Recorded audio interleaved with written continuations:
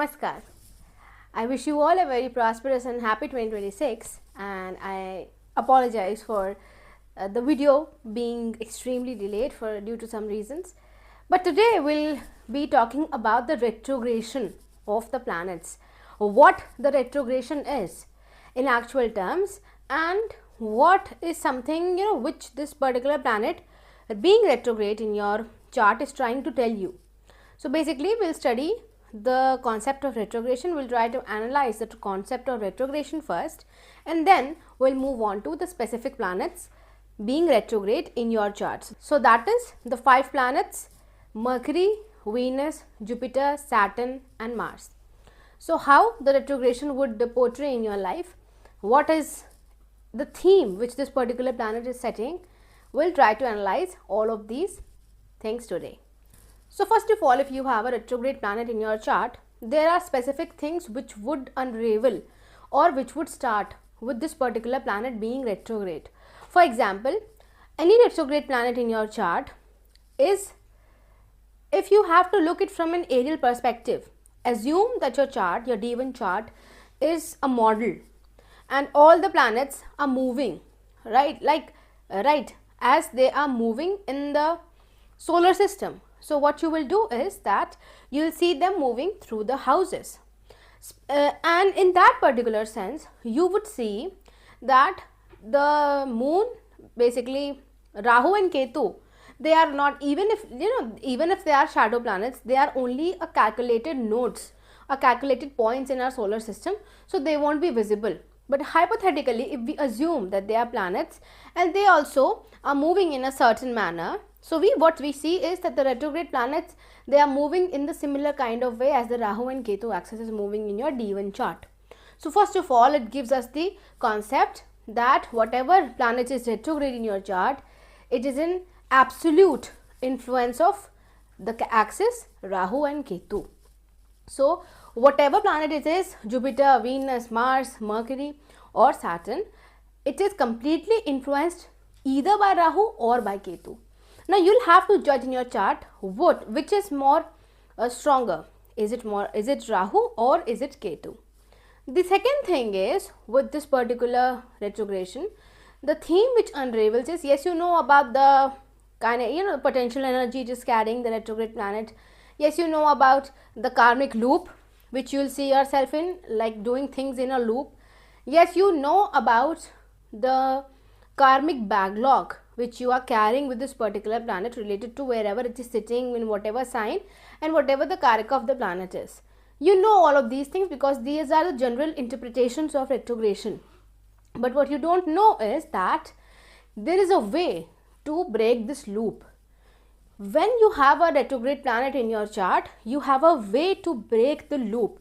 This is the theme. Yes, this is something which I won't deny, that the retrograde planets, they make you do the similar kind of work again and again, and it is approximately for the three times that you have to do the that particular task. Specifically, if your Saturn is retrograde and sitting in the first house, you will see that somehow or the other you are making similar kind of mistakes, or you are meeting similar kind of people. So for example, if you are having Saturn retrograde in the first house, similar kind of themes, they come back to you again and again. So it's for the first time, the second and the third time.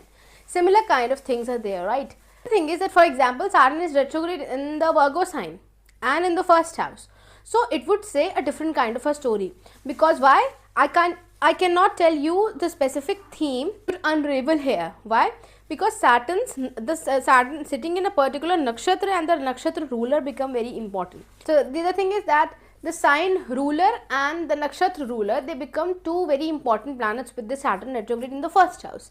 So without them, we won't be able to decode what this Saturn is trying to tell you. But yes, there is a way to break that constant loop. The other thing is that with this particular retrograde planet, you would also experience this kind of a thing, that somehow or the other you are pushed or you are pulled into that kind of a realm. So the retrogression also acts like a magnet. Why? Because Rahu acts like a magnet in everyone's chart. They want the Rahu, wherever it is, they want to pull the native towards that area, right?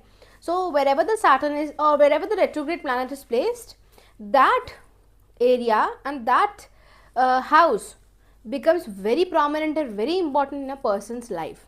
The other thing is that with the retrogression, you have this opportunity to break the loop, and which is very important, but it would depend only on the better placement of Rahu. Will you be able to take the other way or not? Venus and Mercury's retrogression is totally different from the retrogression of the other three planets, which is Mars, Saturn and Jupiter. Why? Because Venus and Mercury, they are inside the orbit of the Earth, because it is the Mercury, which is the first planet in the solar system, and then it is the Venus, and then this is the Earth on which we live, and the rest of the three planets, their orbit is larger than the Earth's orbit. So it's very important for us to understand that the retrogression of the Venus Mercury is totally different from that of the Mars, Jupiter and Saturn. So this is also a theme which would play out. And the other thing is that, of course, the Saturn's retrogression and the other four planets retrogression is also very different, because Saturn is the Karka of karma, and when you have a karmic planet being retrograde, it shows extreme amount of karma. If your Saturn is in the first house and it is retrograde, so the 10th aspect is on the 10th house. So because of your career, or because of the responsibilities of your father, or because of the family of your father, basically your paternal relatives is something you feel stuck in your life. You feel that you are constantly in a loop, or you are not trying, you are trying to get out of that loop, but somewhere or the other things don't happen. So this is the theme which is attached with the Saturn. The other thing is that the other planets retrogression, the other four planets retrogression, they come with the blessing in a person's chart. So it is also important if you have Saturn retrograde. So if you have this particular Saturn retrograde in your chart, so you should definitely have a very good placement of either Rahu or the Rahu Ketu axis, both of them, or you should always have another planet retrograde in your chart, so that it could minimize the effect of Saturn. Otherwise it would be difficult for the native. Let's discuss about the specific planetary positions and they being retrograde in your chart. Now when you have Mercury retrograde in your chart, so first of all what you will see is that there is a blessing related to your intelligence. So wherever this Mercury is sitting, in whatever nakshatra, in whatever sign, you have some kind of intelligence, some kind of intelligence which you are carrying from your past life, and which would be benefiting you and which would be very useful at some juncture in your life. So this is very important. The other thing is, whenever the Mercury is retrograde, in the initial stages the person find it very difficult to converse with people, but later on, as the Mercury hits its maturity age, somehow or the other, at the age of 32, somehow or the other, the person is more open and he or she is more comfortable with the people. Now if this Mercury is retrograde and debilitated, that is something which is totally different. Whenever a planet is retrograde, it becomes a very subjective planet to that particular D1 chart, to that particular chart. Why? Because of the fact that the Mercury's or any planet's retrogression carries colors. It defines a different layer and it gives a different layer into that person's life, into that person's birth. So whenever the Mercury is retrograde, there is something connected to your intelligence, the way you speak, the communication and all of these things, and you are carrying a Mercurian blessing from a past life. This is for sure. Now when you when the Mercury will mature and when you will be 32, this intelligence would unlock itself also, because all the retrograde planets, they are frozen till their maturity ages. For the Mercury, it is the 32nd year in your life.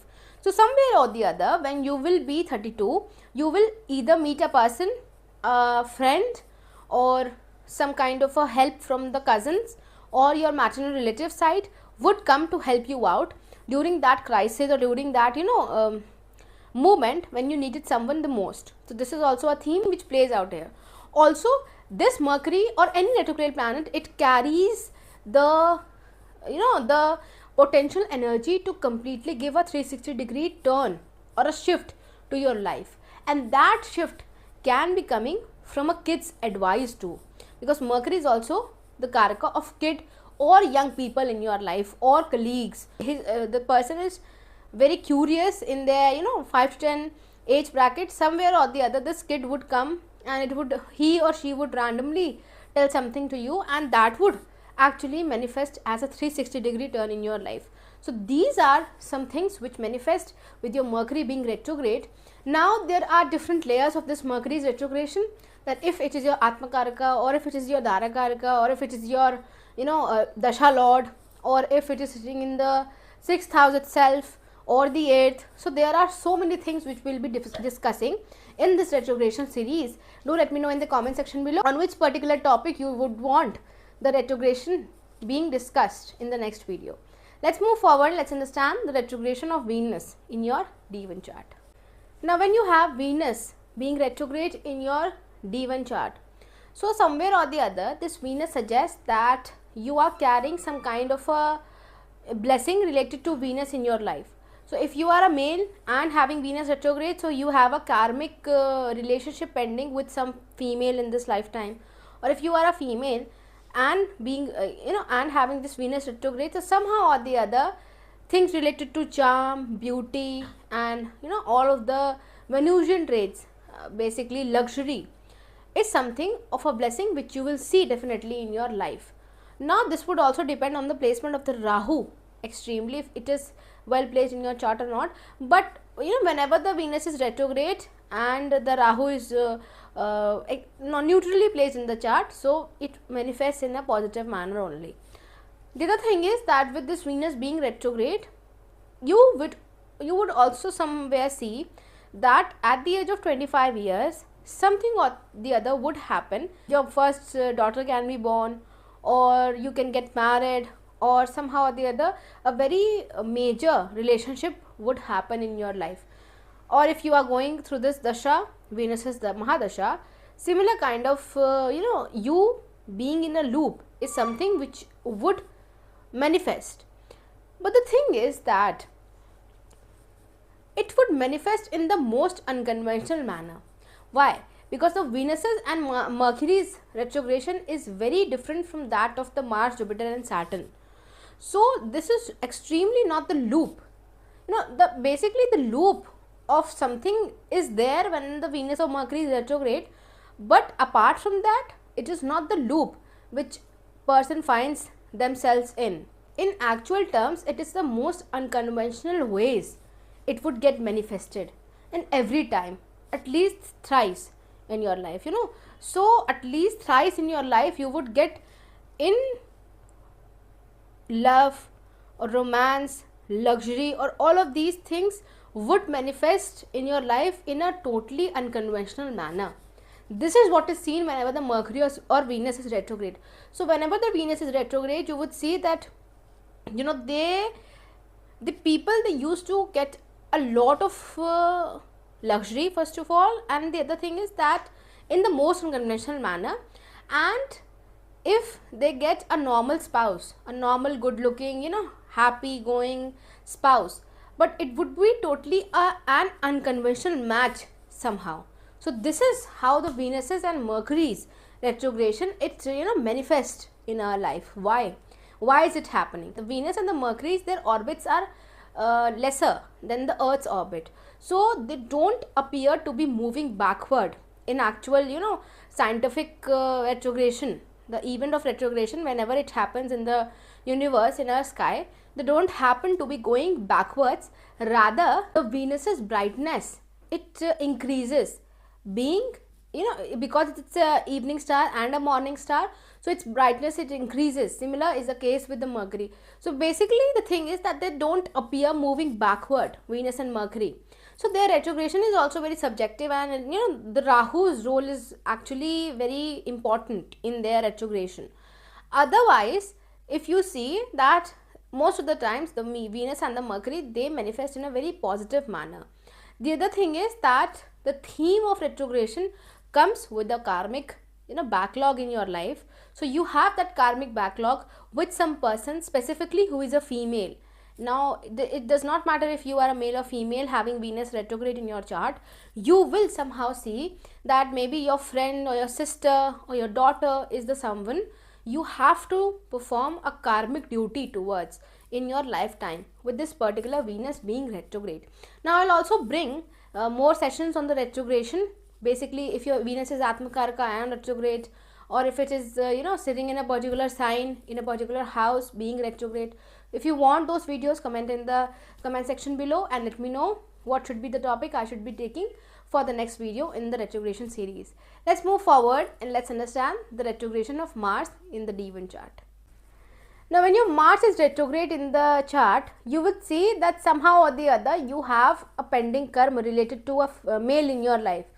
So that can be your son, your husband, your friend, your male friend, basically your colleagues, male colleagues at your office, or somehow or the other your brother as well. Why is it so? Because the Mars is a representation of the male energy in the chart. Now this does not mean that if this is for only females having Mars retrograde. Even if you are a male, you would have this pending karma towards a male only. So very importantly, it may suggest that maybe for a brother or your son or your father, not father, basically son, brother, or basically colleagues or co-workers are more represented with the Mars, because son is the karaka of father.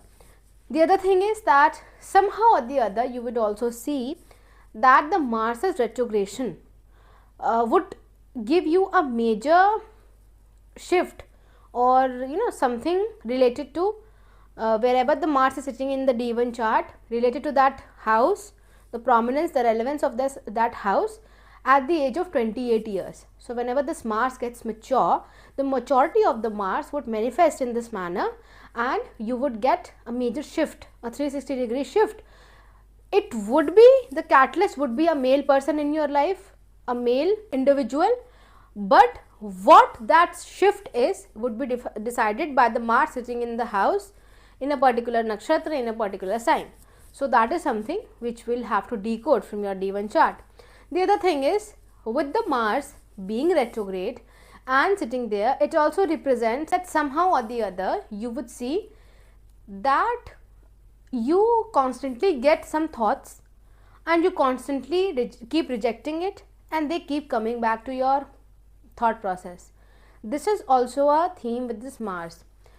This is also something whenever you have this Mars retrograde, that your energy, whenever it gets manifested, it takes at least thrice to complete the task. So for example, you have to reduce your weight and you decide to start gymming or you decide to do yoga with this particular Mars being retrograde. It would at least take 3 months, or it would at least take 3 subscriptions of the gym or of the course to reduce your weight. This is what this Mars's retrogression represent. Also somewhere or the other, the Mars's retrogression, it carries a lot of karmic backlog. Why? Because Mars co-rules the sign of Scorpio with Ketu. So here the Rahu's importance is not there, but the Ketu's importance is larger than it's greater than the Rahu. Why? Because Mars and Ketu, they co-rule the Scorpio sign. So wherever the Scorpio sign is falling in your D1 chart, wherever your Ketu is placed and whatever is the condition of the Ketu in your chart will say a lot of things about this Mars being retrograde. The retrogression of a planet is a very, very extremely subjective topic for regarding a particular chart. It makes the chart unique.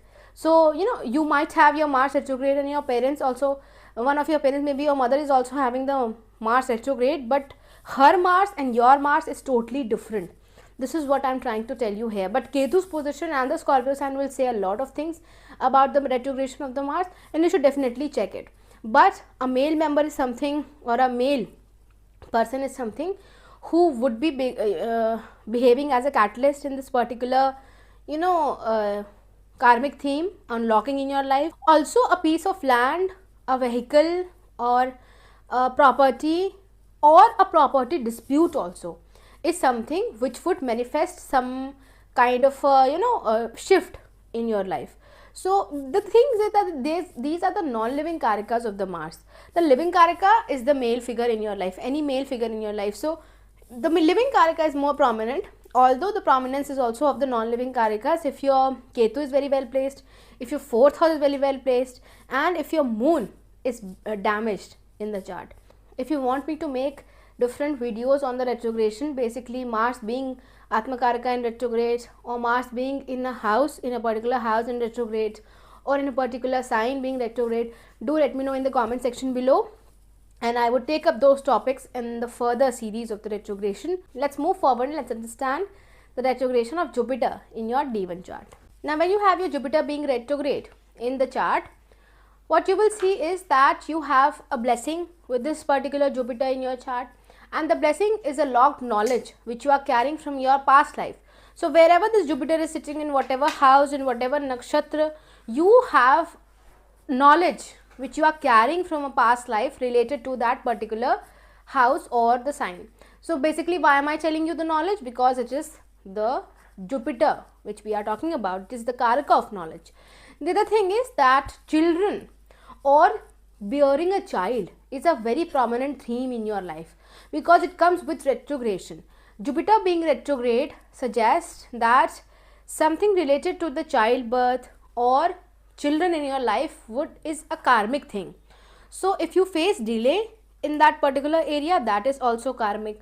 If you face that, if you see that somehow or the other it manifested quickly in your life, so that too is a very karmic thing.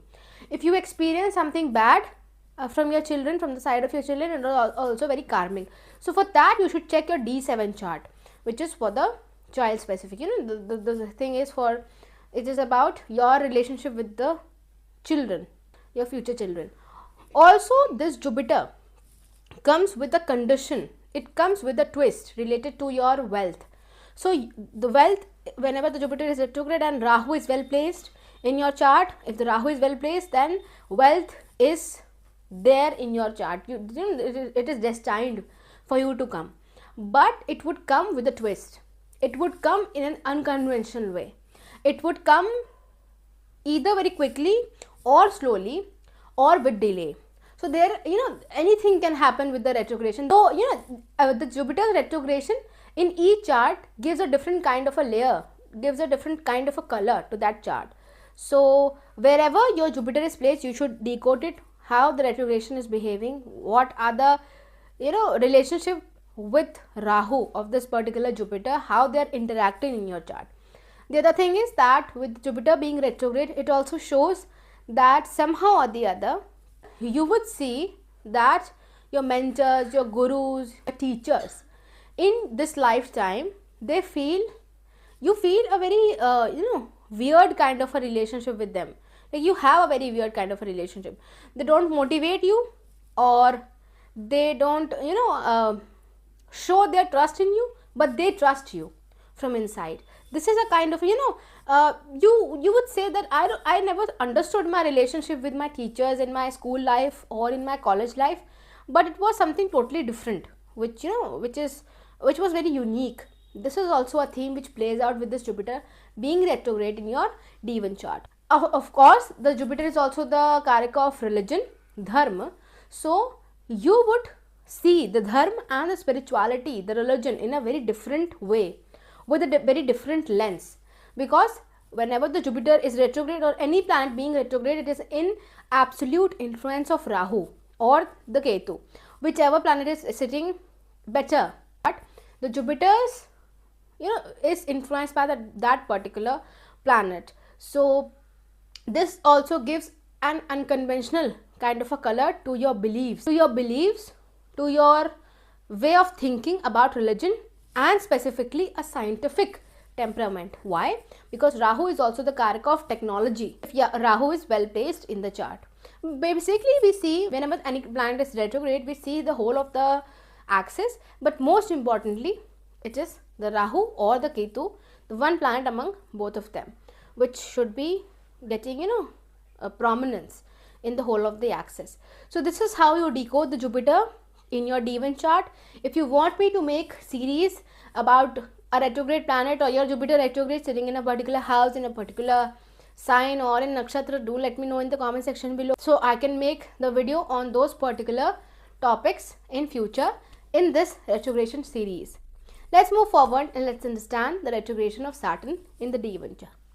Now, if you have Saturn retrograde in your chart, and it is very, the most talked about topic in the whole of the internet, Saturn being retrograde, a lot of people are scared about the Saturn being retrograde, and a lot of people, they have understood what the retrogression of the Saturn is.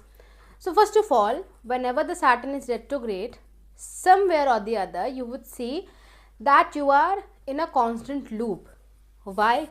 And actually there is no way out from that loop. Why? Because Saturn is the karaka of karma, and a karmic planet getting retrograde in your chart shows that somehow or the other this particular karmic backlog is there in this birth which you have taken birth with, and you will have to get away with those tasks which are pending in this, they have been pending from the previous lifetimes. So you have to do these in this particular lifetime. So somewhere or the other you would see that this Saturn's retrogression gives you disappointment. Why? Because it is very similar to a student working very hard, but somehow or the other he is failing in the result, or not if failing, he is not getting the desired rank or the position in the class which the student is desiring.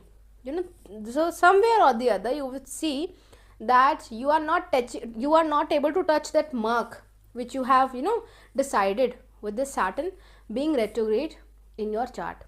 The other thing is that with the Saturn being retrograde, it is also seen somewhere or the other that you meet people, you have karma pending with people, and they can come from all walks of life.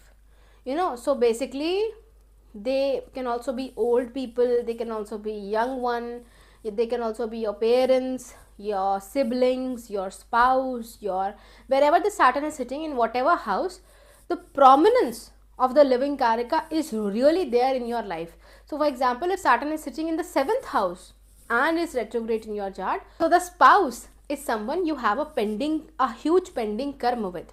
Now there is also a concept of the levels of a planet being retrograde. So the highest level is Ati Vakri, and then there are subsequent 3 levels. So basically what it shows is that is something of a topic which I will be discussing in my future videos about a planet being in a particular state. But somehow or the other you would see that the living karaka of that particular house where the Saturn is sitting, you meet people again and again from that particular house. The other thing is that it is not possible for you to skip the karma which is written by the Saturn in your chart. So for example, if your Saturn is retrograde in the 7th house, you cannot skip the karma of marriage specifically, right? If your Saturn is retrograde in the 4th house, you cannot skip the karma with your mother or with your homeland or with all the karakas, your caregiver, or maintaining a prosperous comfortable lifestyle at home. All of these things you cannot skip. So somehow or the other, if you would fight with that particular thing, that I don't want to have this particular manifestation of this particular house in my life, it cannot happen, because somewhere or the other you have the pending karma of that particular house also. Even if you are getting constant disappointment from that particular house, you have to go with it. You have to be doing that karma. You have to be in that particular realm, in that particular house, in that particular sign, in that particular nakshatra, in whatever the Saturn is retrograded. The nakshatra ruler of the Saturn is very important to be checked. Wherever the nakshatra ruler is sitting, you would get the relief from that particular house, from that particular sign. Why? Because the nakshatra ruler of the Saturn is the atomic ruler of that particular Saturn. Like the Saturn is living in a locality, then in a house, and then in a room. So the ruler of the room, the rent of the room is being given to that particular planet, So it's very important for you to check the nakshatra ruler of the Saturn wherever it is sitting, in whatever house, in whatever sign. It is very important. with this Saturn being retrograde, I definitely, I have seen if you have a really good placement of the Rahu Ketu, somehow or the other, the way things are manifesting, they take a 360-degree turn upon its maturity, that is the age of 36 years.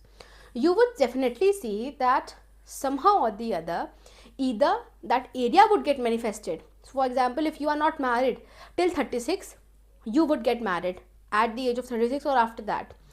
Or specifically taking in fact that let's say you are married before 36 and the Saturn is retrograde in the 7th house, somehow or the other it would give a kind of a karmic closure to its thing. So basically the age of 36 years is the accounting age, it's like Saturn in Pisces. So whenever the Saturn is retrograde and the age of 36 hits you, the accounting starts.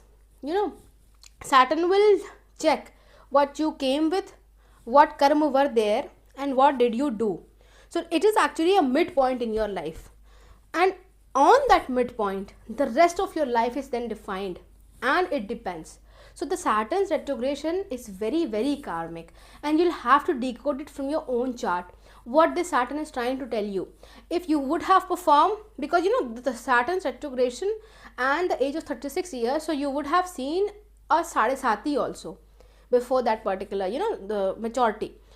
So that is why all of the karmic, plus and minus, addition and subtraction, it happens, and the account is settled at that particular age, that that the person was they took birth with these many karma which were pending, they completed these many, and they generated these many karma in their birth till now, and this is the plus, this is the minus, this is the sum which we have taken out from this particular balance sheet, and this is how their life would go on. So that is why I have also seen that particular specific house and the sign which wherever the Saturn is sitting in your D1 chart, it sees a 360-degree turn and a shift upon its maturity. And through what kind, or what will be the catalyst of that particular turn, what will be the catalyst of that particular shift, would be the 10th aspect, wherever the 10th aspect of the Saturn is falling. So the 10th aspect is for example, if you are having Saturn in the first house, the 10th aspect is on the 10th house. So somewhere or the other, the shift would be seen in yourself, in your personality, in your being, in your presence, in your own existence. And from where it would happen, the catalyst would become the need, the objective would be the 10th aspect. So basically it is the career. You want to do something in your career, you want to move ahead in your career, or you feel stuck in your career, you feel in loop in your career, that is why you are trying to do something. And how the thing would be done, how the things would get manifested, check where the Saturn's ruler is sitting. So if Saturn is sitting in the Aries sign in the first house, check Mars, wherever the Mars is sitting, in whatever nakshatra, in whatever sign, in whatever house. So from there you would be able to know what is the actual path which this Saturn would be taking upon its maturity, and where is the shift which would be seen. Specifically the shift is seen wherever the 10th aspect of the Saturn is falling, because the 10th aspect of the Saturn is actually the loop you are stuck in. That particular house is the loop which you are stuck in. So that is why the thing is that Saturn's retrogression would impact the 10th house in your natal placement, the 10th aspect on the house, wherever it is giving, the things would start get manifesting from wherever the Saturn's ruler is sitting. So in whatever house it is sitting, the Mars in this particular case, from there on the kick starting of the process would begin. This is something which is with the Saturn's retrogression, and the 36 years is very important. It is a karmic backlog which you cannot skip. If you have a very good placement of the Rahu in the D9 chart as well, in the D1 chart as well, then it's a blessing for you, because then you would not feel too exhausted to perform all of these karmic lessons, all of these pending karma which you have taken birth with the Saturn's retrogression in this particular lifetime. Also, the Aquarius sign is very important. Check wherever it is falling, what is the particular theme or what is the particular axis the Saturn is with this particular Aquarius sign, because it is the Mool Trikona sign of the Saturn. So there are a lot of things which you can decode with the Saturn's retrogression. But the most important thing which you'll have to understand is that's a karmic planet. So this is the karma which we all are talking about. So the subject remains same. Now the layers is something which you'll have to decode from your D1 chart, because any retrograde planets are very, kind of a personal thing for everyone, because it makes the chart very unique. It gives 100 layers to the chart. So this is something which you will only be able to decode it, because you know your life better, So this is how you would see the retrogression, or you would study the retrogression in your chart. So this was my introduction video about the retrogression, what the retrogression is, which are the most important planets to be studied in retrogression, how they would be studied, what is something which was missing till now, which I have added to your knowledge with this particular theme of retrogression in our charts, in our lives. Now if you want me to take up particular topics about the retrogression further, for example, a retrograde planet sitting in a particular house, do let me know in the comment section below what new topics I should be making videos on in 2026. And if you want more videos on retrogression, do let me know in the comment section below. Thank you so much for watching, and please do not forget to like the video and subscribe the channel. Thank you.